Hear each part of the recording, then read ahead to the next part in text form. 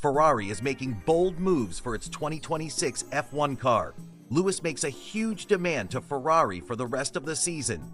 Do consider subscribing to the channel. Let's get into the latest F1 news.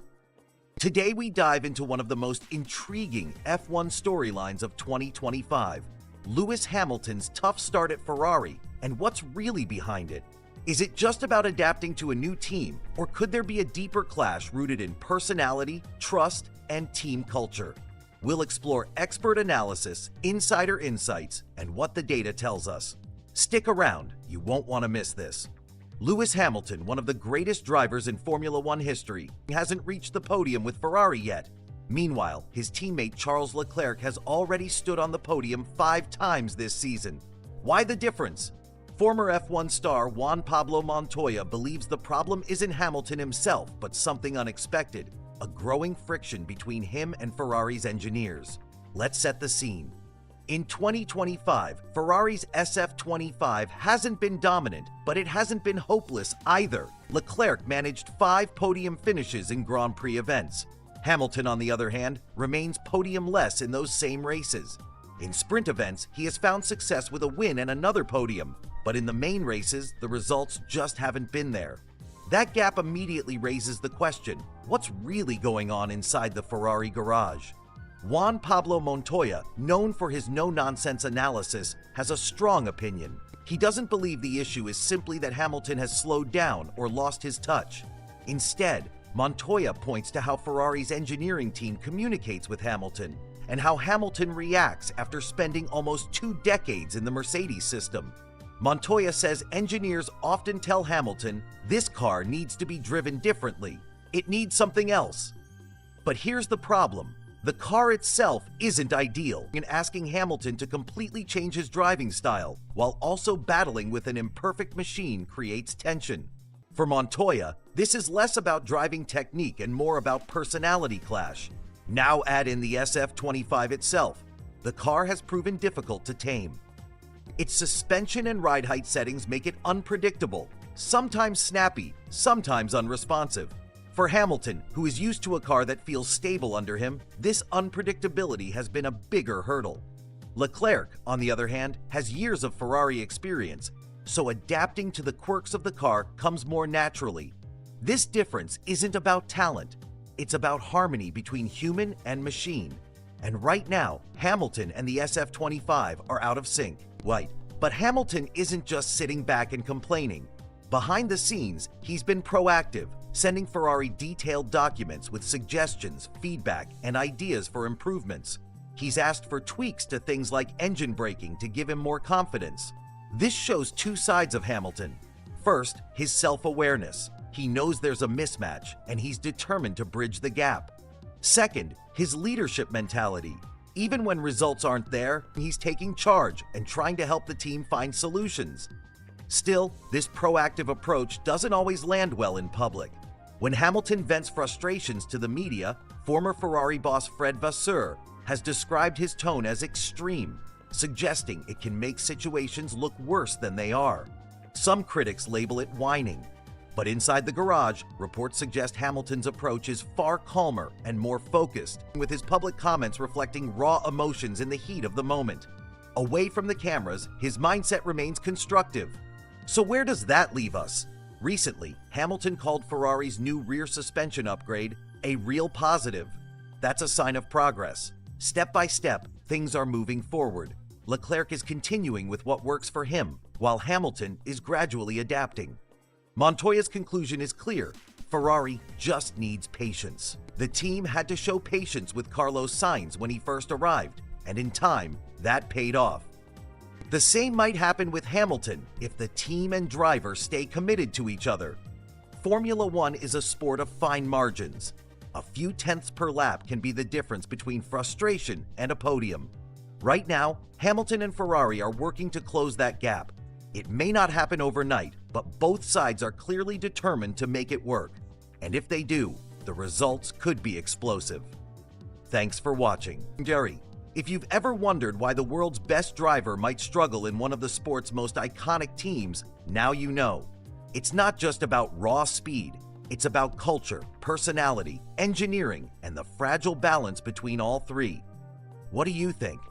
Will Hamilton unlock the Ferrari puzzle before the 2026 regulation changes? Let me know your thoughts in the comments. And don't forget to like, subscribe, and hit the bell for more F1 insights. See you next time. Formula One is about to change forever. Right now, engineers, fans, and drivers are all asking the same question. Just how fast will the 2026 Formula One cars really go? And the answer might shock you, because it could mean a brand new record for top speed in Formula One history. Today, we're going to break down exactly what's happening with the new 2026 regulations, why experts believe these cars could smash speed records, and what that means for the future of the sport. Stick with me until the end, because you'll see why this isn't just about speed, it's about the survival of Formula One itself. Let's start with a simple fact. Formula One has always been about pushing boundaries. From the screaming V12 engines of the past to the turbo-hybrid monsters of today, every era has had its defining moment of speed and innovation. Right, but the 2026 rule changes could take things to a level we've never seen before. These cars aren't just being redesigned, they're being reimagined from the ground up. Why? Because Formula One wants to balance two seemingly opposite goals: making the sport more sustainable while also making the racing more exciting. And that combination could unlock raw, mind-blowing speed. Here's what you need to know. The new 2026 regulations include a major overhaul of the power unit. The engines will still be 1.6-liter turbocharged V6s, but the hybrid systems are getting a massive upgrade. In fact, the electric side of the engine will provide nearly 50% of the total power. That means we're looking at cars producing around 1,000 horsepower, with half of it coming from electric motors. Now, that alone would be enough to make the cars seriously quick. But here's the twist. They'll also be lighter, more aerodynamic, and designed to reduce drag. And when you combine that with the power of the hybrid engines, you get one outcome: insane straight-line speed. Right now, the fastest top speed ever recorded in Formula One is 372.6 kilometers per hour. That's about 231.4 miles per hour. It was set by Valtteri Bottas during the 2016 Mexican Grand Prix weekend, but experts believe the 2026 cars could go even faster.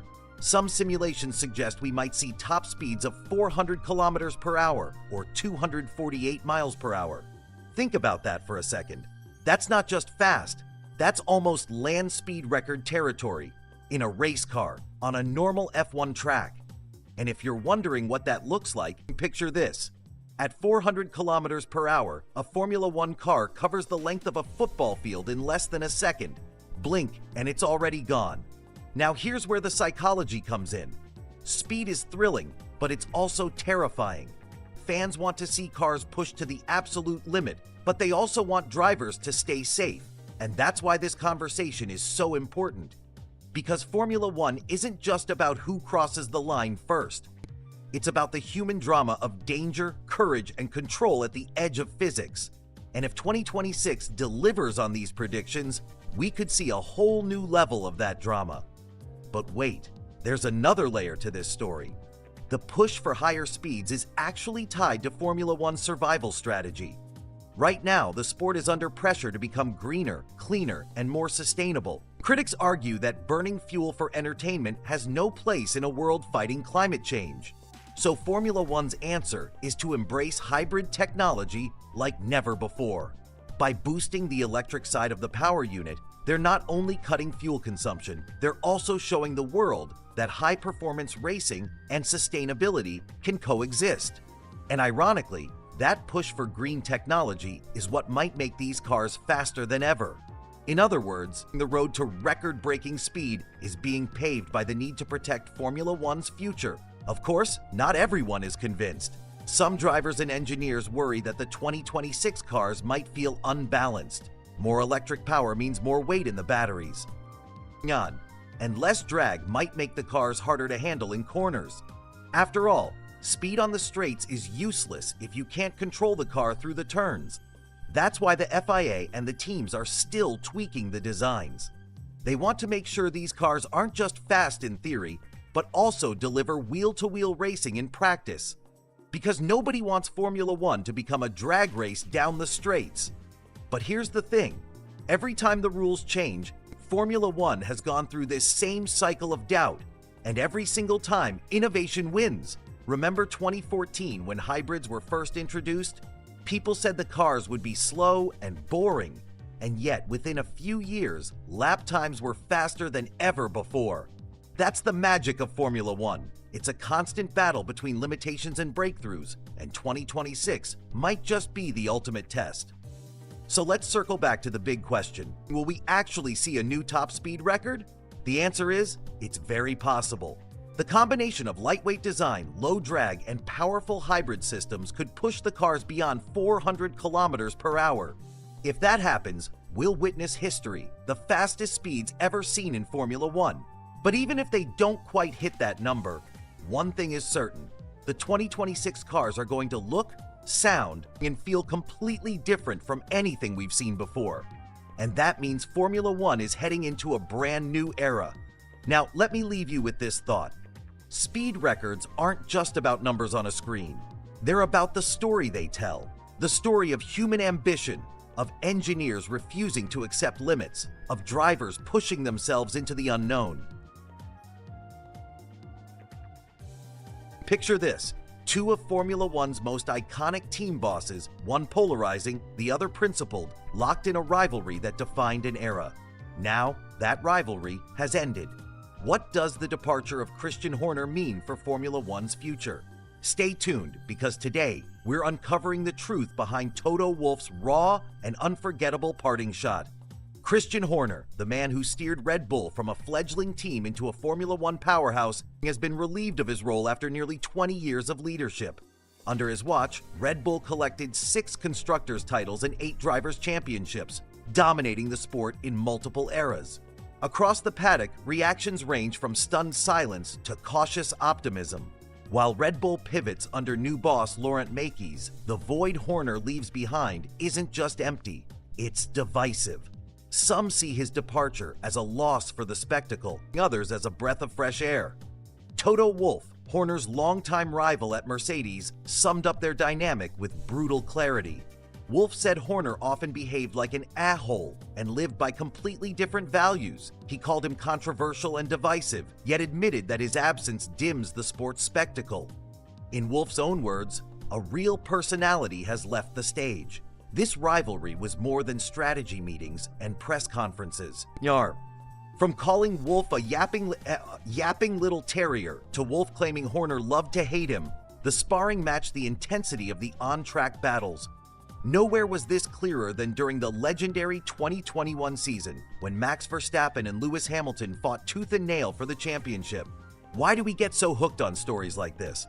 Human psychology craves conflict and resolution. Rivalries tap into that primal part of us that loves drama, loyalty, and redemption. Horner and Wolff weren't just team principals, they were characters in a high-stakes play. That's why Formula One fans across the world tuned in week after week, not just for the racing, but for the personalities that made the paddock electric. Without Horner, it feels as though the sport just lost one of its main actors. But not everyone is mourning. Zak Brown, McLaren's CEO, has already voiced that the paddock is now healthier. In his view, with Horner gone, there's less politics, less manipulation, and more room for pure competition. For Brown, this is good news for Formula One. Wolff, though, isn't convinced that we've seen the last of Christian Horner. He even hinted that Horner could return in a powerful new role, joking that if Horner rocks up at the FIA, Mercedes might really be in trouble. That single comment keeps the door open, and fans love an open-ended story. Now the focus shifts to Red Bull's new era under Laurent Mekies. Mekies is known as calm, technical, and collaborative. He isn't expected to ignite headlines or stir up public feuds, but he may create a more measured, professional environment. This could either stabilize Red Bull for continued dominance, or strip away the very edge that made them so fierce under Horner. Horner, meanwhile, isn't likely to disappear into the background. Those who know him say he will only return on his own terms. rumors swirl around possible links to Ferrari or another high-profile motorsport project. One thing is certain, a personality like Christian Horner doesn't simply fade away. He'll be back, and he'll want the spotlight. So, what does this mean for the sport as a whole? Formula One thrives on storylines. Characters like Horner keep fans engaged beyond the checkered flag. Love him or hate him, he gave us drama, rivalry, and the kind of headlines that turned casual viewers into die-hard fans. Without him, Formula One risks losing a little of its theater. At the same time, the sport now has a chance to shift focus. Less politics, fewer off-track battles, and more energy directed at racing. For purists, this could be a return to the essence of Formula One. For those who live for drama, though, it might feel like a chapter has closed. So here we are, standing at the edge of a new era. The Christian Horner versus Toto Wolff rivalry has ended, but its legacy will echo for years. Their clash wasn't just about Red Bull versus Mercedes. It was about philosophy, personality, and the way leaders shape a sport. And let's be honest, every great story needs both a hero and a villain. Horner blurred those lines perfectly. Some saw him as brilliant, others saw him as toxic, but everyone had an opinion, and that made him unforgettable. Formula One now asks itself a big question. Is the sport better off without him, or worse? Was the chaos worth it for the entertainment, or does the sport now have the chance to breathe? One thing's for sure, whether you loved him or loathed him, Christian Horner left his mark. Rivalries won't feel quite the same without his sharp tongue and relentless will to win. Have you ever noticed how in Formula One, a single comment from an expert can completely change the way fans see a driver? Well, that's exactly what just happened with Franco Colapinto. The rising Argentinian star has been turning heads with his rapid rise, but not everyone is convinced. Former F1 driver turned pundit Christian Danner has delivered a pretty sharp critique, saying Colapinto doesn't deliver the extreme, and it sparked quite the debate. So in today's video, we're going to break this story down. What did Danner actually mean? Is Colapinto really failing to impress, or are critics being too harsh? And most importantly, what does this mean for his F1 future? Stick with me, because by the end of this video, you'll see Colapinto's journey in a whole new light. Let's start with the big question. Who is Franco Colapinto? For fans who are new to the name, Colapinto is one of Argentina's brightest young racing prospects. He's been climbing the motorsport ladder with impressive results, particularly in Formula 2. His pace, determination, and growing fan base have made him a serious contender for an eventual Formula One seat. And let's be honest, Argentina has been waiting for a new motorsport hero since the days of Carlos Reutemann. So the hype around Colapinto isn't just about his speed on track. It's about national pride, the dream of seeing another Argentine driver on the F1 grid. But here's where things get interesting. Enter Christian Danner. Now, for those who don't know, Danner isn't just some random commentator. He's a former F1 driver himself with years of experience in the sport. When he gives an opinion, people listen. And his opinion on Colapinto? Not exactly flattering. Danner says that while Colapinto is competent, he doesn't show the kind of extreme performance that makes a driver stand out as truly special. In other words, he's suggesting Colapinto is good, but not great. And in Formula One, good usually isn't enough. Now pause for a second and think about this. Why does this comment sting so much? It's because in motorsport, and especially in F1, careers are built on perception. Fans, sponsors, and especially team bosses aren't just looking at lap times. They're asking, does this driver have the X factor? The kind of magic that makes you unforgettable? And Danner is basically saying, no, Colapinto doesn't have it. That's a tough pill to swallow. But here's where psychology comes into play. As humans, we're drawn to stories of underdogs. The moment someone gets criticized, we instinctively want to see them prove the critics wrong. Think about drivers like Nico Hülkenberg or even Sergio Perez, written off at different points in their careers, only to come back stronger and silence the doubters. Colapinto now finds himself in that exact position. Danner's critique isn't the end of his story. If anything, it's the spark that could ignite a fire under him. Now let's dig a little deeper into Danner's words. When he says Colapinto doesn't deliver the extreme, what does that really mean? In F1 terms, it's not just about raw speed. It's about those jaw-dropping moments that make you sit up and say, wow, this guy is different. Think about Max Verstappen's first race win in Spain 2016, or Lewis Hamilton's debut season where he nearly took the championship as a rookie. Those are extreme performances. They define careers. Colapinto, according to Danner, hasn't shown that yet. But let's flip the perspective for a moment. Is it fair to expect a young driver, still proving himself in the junior categories, to already have those defining F1 level moments? After all, every driver develops at their own pace. Some explode onto the scene instantly. Others take time to mature, refine their craft, and then peak at the right moment. Remember, even Fernando Alonso, now considered one of the greatest, didn't start his career with fireworks. It took years before he dethroned Michael Schumacher and cemented his legacy. So maybe, just maybe, it's too early to judge Colapinto this harshly. Another layer to this story is the fan reaction. Colapinto has already built a passionate following, especially back home in Argentina. For them, he's not just another driver. He's a symbol of hope. When someone like Danner comes out with a negative assessment, it doesn't just feel like criticism of Colapinto. It feels personal. It feels like an attack on their dream. And this is why the debate has exploded online. Fans are rallying around Colapinto, defending him, pushing back against the narrative that he doesn't deliver. In fact, sometimes criticism can actually help a driver. It fuels the fans, it keeps their name in the headlines, and it creates that classic tension in sports. Will the young star rise above the doubt, or will the critics be proven right? Here's another psychological trick to notice. Controversy sells. If Danner had simply said, Colapinto is doing fine, this wouldn't even be news. But by framing him as someone who isn't delivering, suddenly the story becomes polarizing. You either agree with Danner, or you fight against his take. And in the world of Formula One, where media attention is almost as valuable as points on the board, being talked about is always better than being ignored. So, where does this leave Colapinto? The truth is, his future is still wide open. He has the speed, the work ethic, and most importantly, the fan support. But to silence the doubters, he'll need that breakthrough performance, the kind of weekend where everything clicks, where he doesn't just compete, he dominates.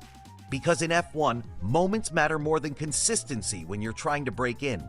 One spectacular performance can outweigh a season of solid but unspectacular results. And maybe that's the real takeaway from Danner's comments. It's not a career death sentence.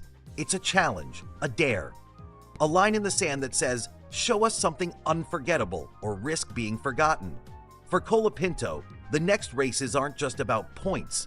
They're about reputation, about proving that he's not just another competent driver in the field, but a future star who demands a place on the F1 grid. So now, let me leave you with this question. Do you agree with Christian Danner? Is Colapinto just good but not great? Or do you think this young driver has what it takes to shock everyone and deliver that extreme moment when it counts? Drop your thoughts in the comments, because I think this debate is only just beginning. And if you enjoyed this breakdown, don't forget to like, subscribe, and hit that notification bell. We've got plenty more F1 analysis, stories, and controversies coming your way. Thanks for watching, and I'll see you in the next one. Formula One is about to change forever. And if you think today's cars are fast, just wait until 2026. Because according to Mercedes team boss Toto Wolff, the new generation of F1 machines could hit monster straight-line speeds that we've never seen before. And today, we're going to break down what that really means, why it's both exciting and dangerous, and how it could completely reshape the future of Formula One. But before we dive in, let me ask you this. When you picture the fastest Formula One cars of all time, which era comes to mind? The V10 screamers of the early 2000s, the turbocharged rockets of the 80s, or the hybrid beasts of today? Well, the answer might be none of the above, because the 2026 cars could combine the best of all those eras: raw speed, futuristic tech, and maybe even a touch of chaos. So here's the headline. The upcoming regulations in 2026 will introduce a brand new power unit design, with a 50-50 balance between electric power and internal combustion. That means cars will rely far more on electric energy than they do today. On paper, that sounds great for sustainability, but here's where it gets wild.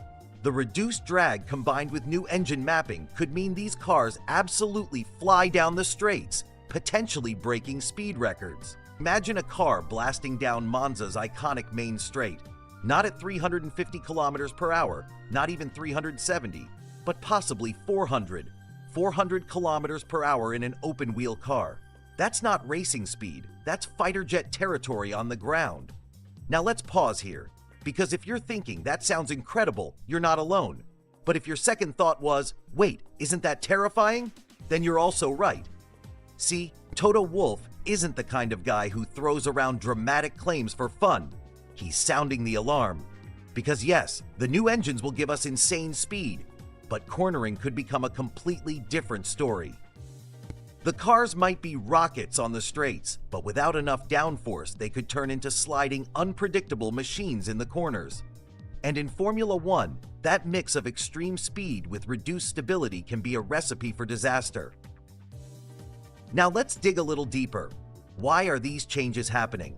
Formula One is trying to strike a delicate balance. On one side, they want to stay at the cutting edge of technology, showcasing hybrid and electric power that speaks to the future of road cars. On the other, they need to keep the racing exciting, safe, and unpredictable enough to entertain fans. But here's the psychological twist. Humans are fascinated by extremes. We're drawn to danger, as long as it's someone else taking the risk. And that's exactly why news of these monster speeds grabs our attention. It taps into the part of our brain that craves spectacle, that wants to see the impossible pushed just a little further. But at the same time, it sparks fear, because we all know the cost of mistakes at those speeds. That tension between excitement and fear is exactly what makes this story so gripping. Now let's ask the big question. What happens if the FIA gets this wrong? Think about it. If the cars are too fast in a straight line but can't handle corners, we could see less wheel-to-wheel racing and more cautious driving. Nobody wants that. Or worse, drivers could be put at unnecessary risk. Remember, F1 has made massive safety strides since the tragedies of past decades.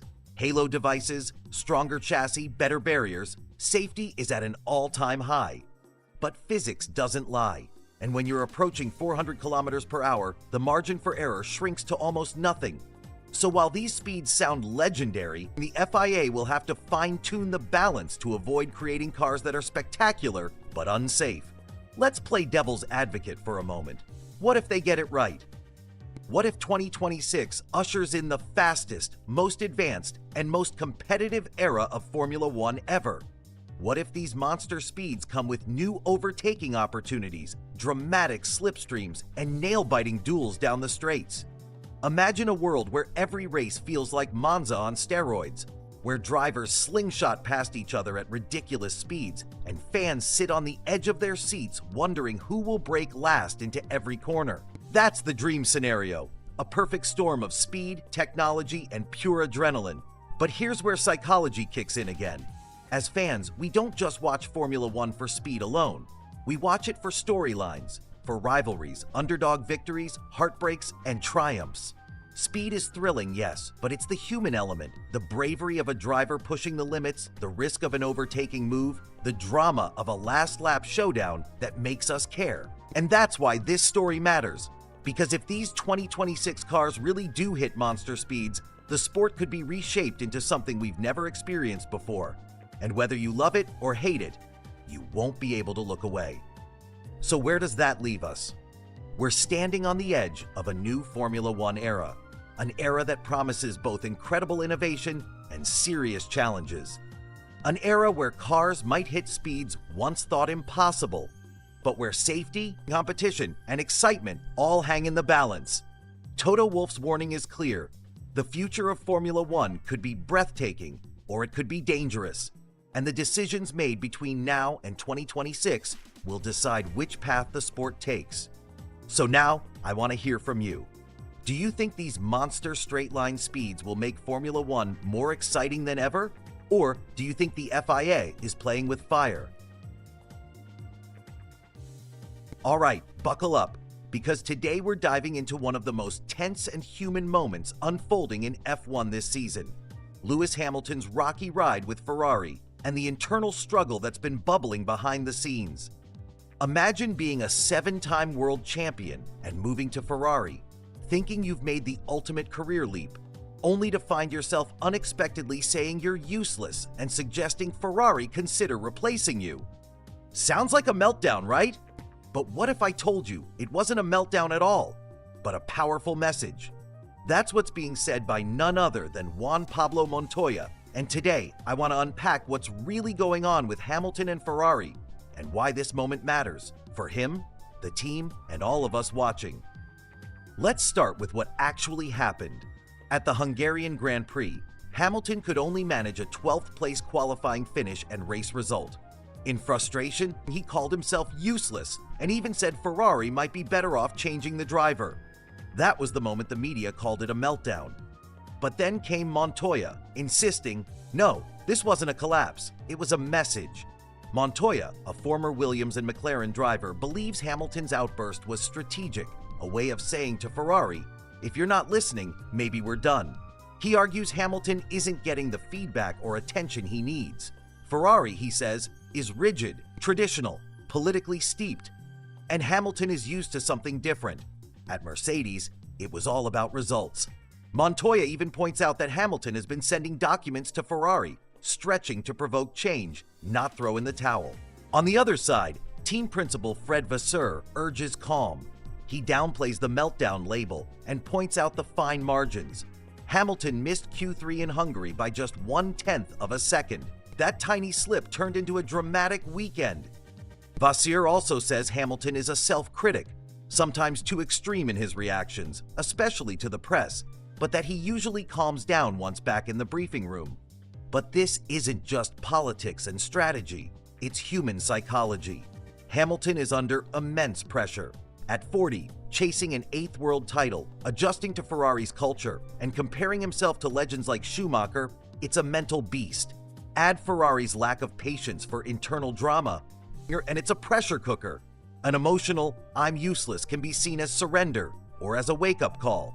Bernie Ecclestone even floated the idea that maybe Hamilton should retire rather than continue struggling. But others, like Toto Wolff and F1 CEO Stefano Domenicali, still believe Hamilton has unfinished business. Here's the real talk. This moment reveals the tension between tradition and innovation, Ferrari's legacy and hierarchy versus Hamilton's hunger for results. It demonstrates a key psychological lesson. Sometimes bold emotional expressions aren't breakdowns, they're deliberate, persuasive tools for demanding change. And right now, Hamilton isn't giving up. He's saying, listen to me or step aside. That's something only legends get to pull off. So what do you think? Was Hamilton in a meltdown, or was he sending a message Ferrari couldn't ignore? Drop your thoughts in the comments. If you enjoyed this breakdown, make sure to subscribe for more F1 deep dives, because the 2026 grid is already shaping up to be wild. Imagine a powerhouse of engineering, Ford, returning to Formula One in full force. Not just branding, but deep, real-time development. That's exactly what's happening now, and it could be the biggest game changer we've seen in years. Here's the story. Ford and Red Bull powertrains are now deeply intertwined, not just in the electric side, but across nearly the entire 2026 F1 power unit. That includes the internal combustion engine, the turbo, battery systems, control software, and even the analytics. Originally, Ford's role was meant to focus on electrification, things like battery chemistry, inverters, and motor control systems. But that changed fast. They've now expanded into combustion engine production too, sending parts daily from Dearborn, Michigan to Milton Keynes for development. So why now? And why does this partnership matter so much? Formula One's 2026 regulations are shaking things up in a way we've never seen before. The engines will have a 50-50 hybrid split of electrical and combustion power. They'll run on fully sustainable fuels. The electric side, known as the ERS, will be producing nearly 3 times as much power as it does today, and the internal combustion engine will be trimmed down to balance it all. Ford saw an opportunity here. a chance to flex its modern EV and software expertise on the world's biggest motorsport stage, and to feed those insights back into the cars regular drivers will use on the road. But can Red Bull and Ford really keep up with rivals like Ferrari and Mercedes? After all, those teams have been building engines for decades. Christian Horner admits Red Bull is at a disadvantage, 70 years behind in experience, but he believes their focused approach could level the playing field. And Ford is confident too, emphasizing that their 2026 engine team is dedicated only to this project, with no distractions. What's really at stake here? Red Bull wanted to break free from its reliance on Honda, and this partnership with Ford allows them to do exactly that. From 2026 onward, Red Bull powertrains, soon to be Red Bull Ford powertrains, will build engines fully in-house. Ford's involvement brings more than just a badge on the car. It brings real engineering expertise, real development, and real control. But let's be honest, the pressure is intense. Developing a Formula One power unit is relentless. The cycle is always the same: hit the power targets, prove durability, test, improve, and repeat. Ford and Red Bull are hitting important milestones, but the truth is, no one knows exactly where the competition stands. Stick around, because this story is only heating up. Formula One isn't just about speed anymore, it's about how you manage energy. The team that masters the balance between electric power and combustion power could dominate the next era of the sport. And this isn't just about engines, it's about legacy. Ford is stepping back onto the stage where it once reigned supreme. Red Bull is taking control of its own destiny, and together they might just rewrite the Formula One rulebook. By watching this video, you've stepped inside that story. You've seen the bold moves, the breakthroughs, and the ambition. Now picture this: the first laps of 2026, the roar of hybrid power blasting down the pit straight, a perfect blend of Ford's history and Red Bull's future.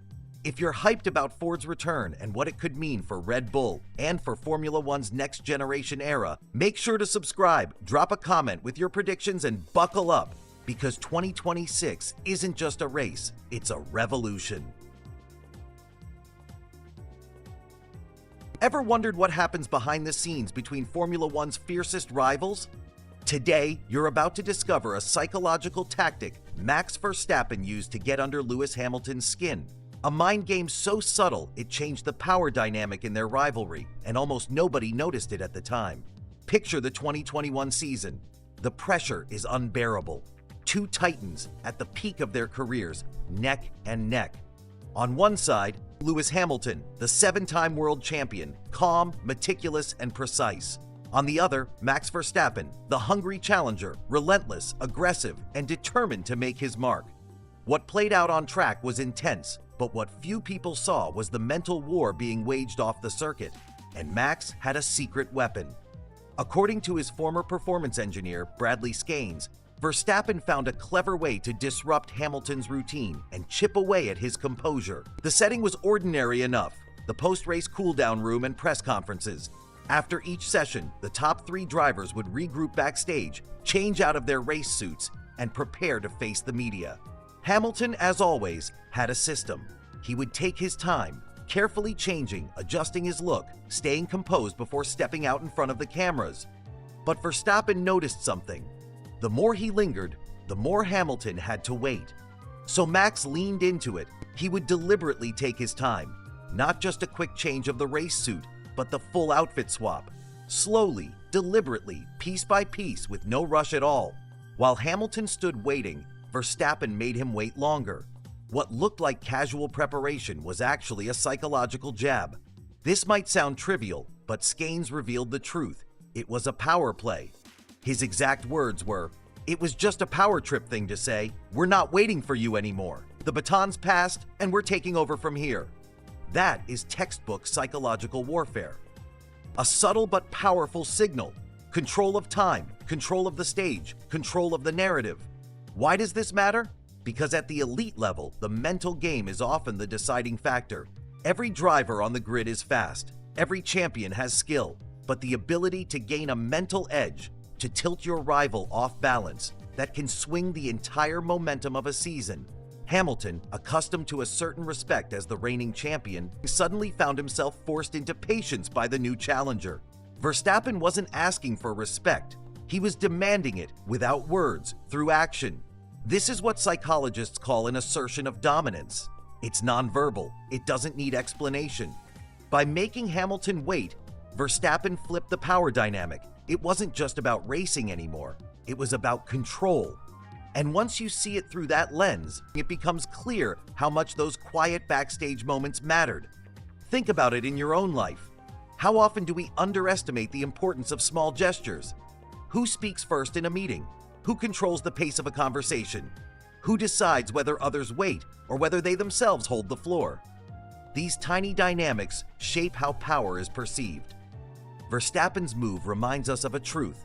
Control the tempo, and you control the perception of power. The context makes it even more dramatic. This was 2021, one of the most intense and controversial seasons in Formula One history. Every race mattered, every detail counted. Verstappen and Hamilton were locked in battle until the very last lap in Abu Dhabi. The margins were razor thin, so even a minor shift in mindset, a slight crack in composure, could make a world of difference. For Verstappen, that extended outfit change wasn't vanity. It was a statement. I belong here. I am not your understudy, I'm your equal, and maybe I'm already ahead. Now imagine being Hamilton in those moments. Already carrying the pressure of defending his legacy, now forced to stand, wait, and accept the subtle message being sent his way. The frustration would be silent, invisible to fans, but powerful, because this wasn't something you could fight with speed or strategy or experience. It was psychological pressure. It was designed to corner him mentally. This story is more than just an F1 anecdote. It's a reminder that in life, competition isn't always about the obvious battles. Sometimes it's the unspoken moves, the patience tests, the quiet signals that decide who holds the advantage. Verstappen didn't just fight Hamilton on the track. He tested him in the margins, in the waiting rooms, in the spaces no one else was watching. And in doing so, he took a slice of control. For those chasing success in any field, the lesson is clear. Yes, talent matters. Yes, hard work matters. But never underestimate the role of perception. Sometimes, the way you carry yourself, the way you claim your space, the way you control the tempo, those things shape how others respond to you. Presence, not just performance, can tilt the balance in your favor. Max Verstappen understood this instinctively, and that instinct helped him carve out his place at the very top of the sport. His tactic was simple. Take your time, make others wait, and remind your rival that the stage belongs to you now. For Hamilton, it was an irritant. For Verstappen, it was empowerment. For the fans, it was invisible. But for the rivalry, it was everything. So next time you think about dominance in Formula One, don't just look at the overtakes or the lap times. Look at the subtle signals, the silent gestures, the moments off the track where psychological battles are fought and won. Because in the end, champions aren't made only on Sundays. They're made in the spaces in between. If you found this behind-the-scenes mind game as fascinating as I did, make sure to hit the like button. It helps more fans uncover these hidden stories from Formula One. And if you're not subscribed yet, join us now, because we'll keep exploring the rivalries, the psychology, and the untold details that make this sport more than just a race. What do you think Hamilton was feeling in those moments? Did Verstappen's tactic give him the edge? Share your thoughts in the comments. I'd love to hear your take. And don't miss our next episode, where we'll dive into another unseen psychological battle that reshaped the world of sport. Thanks for watching. Until next time, remember this: the boldest moves are often made in silence.